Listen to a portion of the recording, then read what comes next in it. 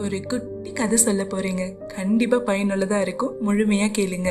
தன்னுடைய கணவனுக்கும் மகளுக்கும் ஆசையா தோசை சுட்டு எடுத்துட்டு வராங்க. தோசையை பார்த்துட்டு கணவர் பாராட்டுறாரு. ஆஹா, தோசை ரொம்ப மொறுமொறுன்னு இருக்கே அப்படின்னு சொல்றாரு. இதை கேட்டுட்டு சந்தோஷத்துல இன்னொரு தோசை சுட்டு எடுத்துட்டு வர போறாங்க மனைவி. இதை பார்த்துட்டு இருந்த மகள் கேட்குறா, அப்பா தோசை ரொம்ப தீஞ்சு போயிருக்கு, நீங்க என்னப்பா மொறுமொறுன்னு இருக்குன்னு சொல்லி பாராட்டுறீங்க அப்படின்னு சொல்லி கேட்குறா. அதுக்கு அப்பா சொல்றாரு, ஏதாச்சும் கவனக்குறைவா இருந்திருக்குமா, உங்க அம்மா காலையிலேருந்து சமையல் அறையில வேலை பார்த்துட்டு இருக்காங்க, கொஞ்சம் சோர்வா இருந்திருக்கும், கவனிக்காம இருந்திருப்பாங்க. நம்ம அதை சுட்டி காமிச்சோம்னா உங்க அம்மா மனசு நோகும் இல்லையா? எப்பவுமே குறைகளை நிறைகளா பார்த்தோம்னா குறைகள் தன்னால மறைஞ்சிரும்னு ரொம்ப அழகா தன்னோட மகளுக்கு புரிய வச்சாரு. உண்மையிலேயே அம்மா எடுத்துட்டு வந்த அடுத்த தோசை மொறுமொறுன்னு தான் இருந்துச்சு. உண்மைதாங்க. நம்மளுடைய அம்மாவோ மனைவியோ சமையல்ல ஏதாவது குறை இருந்துச்சுன்னா தயவு செஞ்சு அதை சுட்டி காமிச்சு அவங்க மனசு நோகும்படி பேசாதீங்க.